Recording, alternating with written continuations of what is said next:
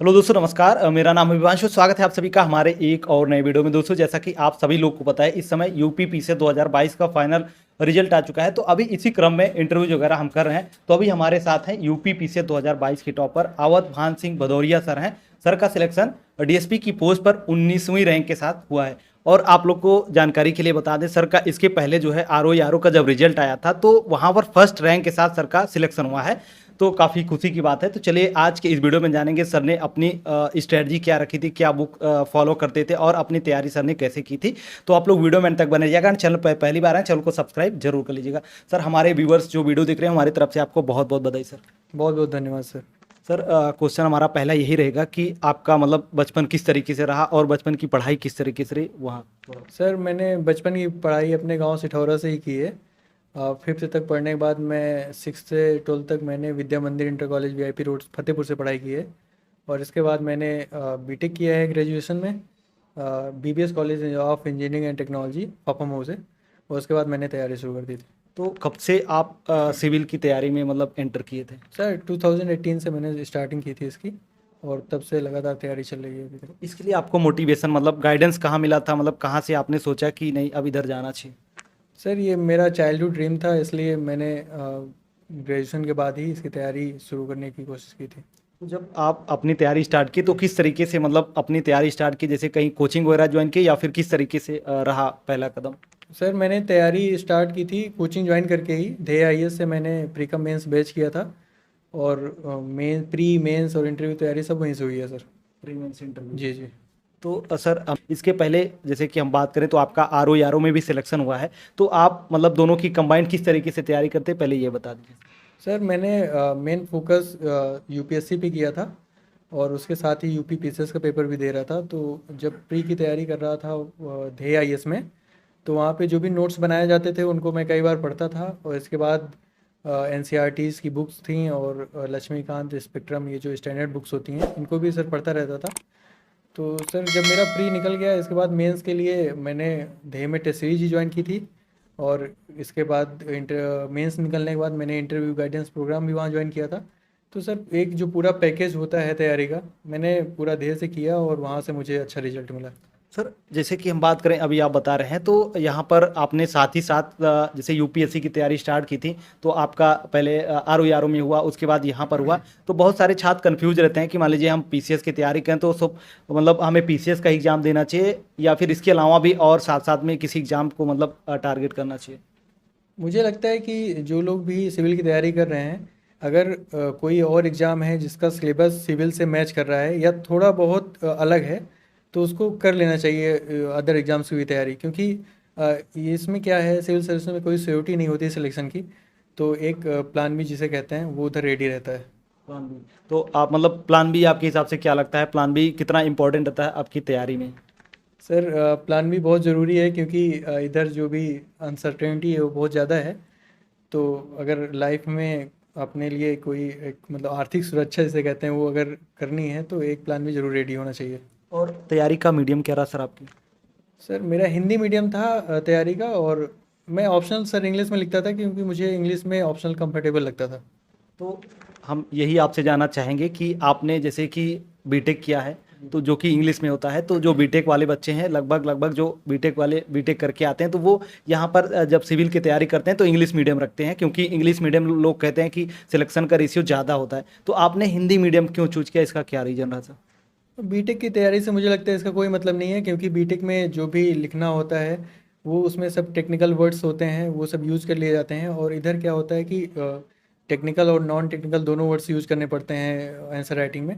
तो मुझे लगता है कोई अगर जिस भी मीडियम में कंफर्टेबल है उसे वो मीडियम चूज़ करना चाहिए। स्पेशली हम प्री की बात करें तो आपने प्री के लिए जैसे कोचिंग वगैरह तो आपने की थी, लेकिन स्पेशली आपने क्या और स्ट्रेटजी फॉलो की थी, क्योंकि अभी फिल्म्स का एग्ज़ाम भी है तो उसके लिए थोड़ा बताइए सर।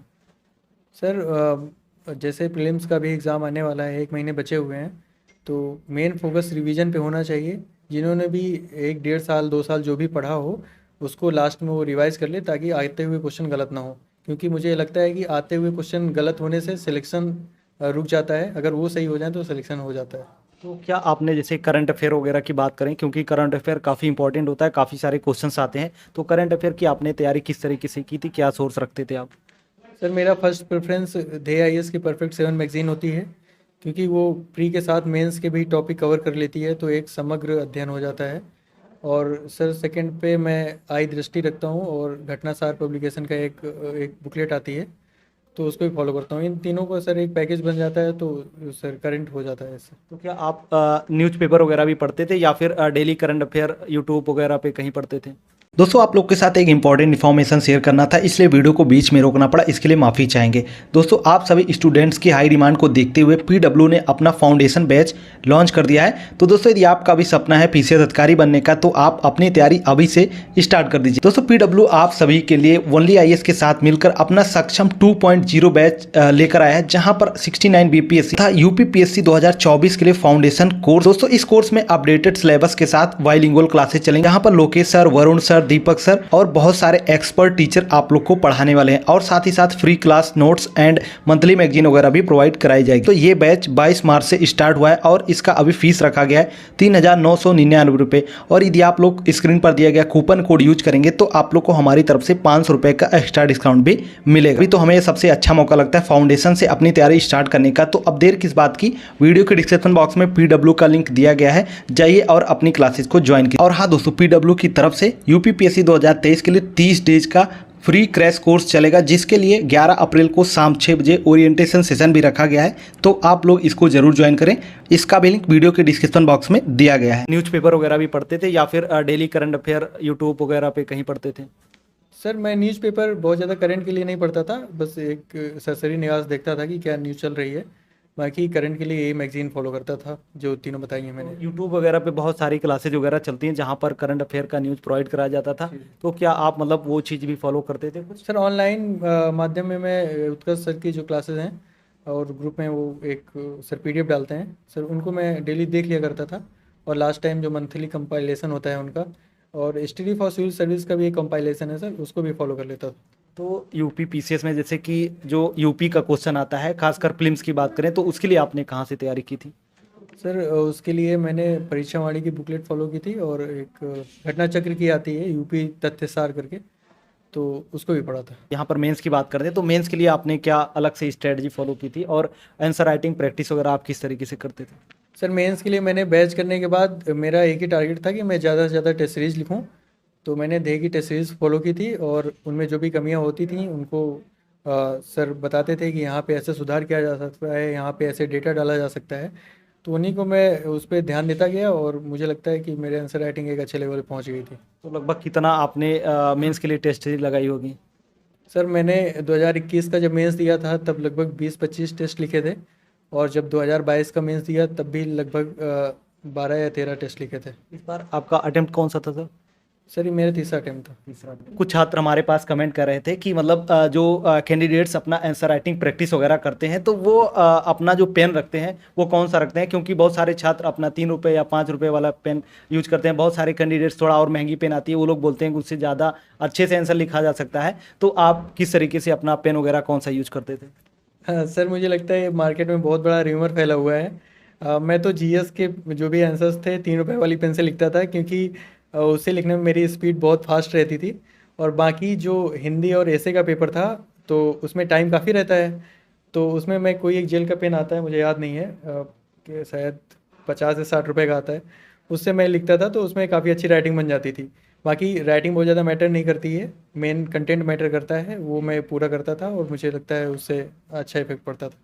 सर जैसे कि इंटरव्यू की बात करें, क्योंकि लास्ट फेज जो होता है इंटरव्यू का होता है, तो आपने इंटरव्यू के लिए किस तरीके से तैयारी की थी? और खासकर हम ये चीज़ जानना चाहेंगे, जब आप तैयारी कर रहे थे तो आपके दिमाग में क्या चलता था कि लास्ट में इंटरव्यू देने जाएंगे, तो अभी से क्या क्या इंप्रूवमेंट किया जाए ताकि इंटरव्यू अच्छे से वहाँ पर दिया जा सके?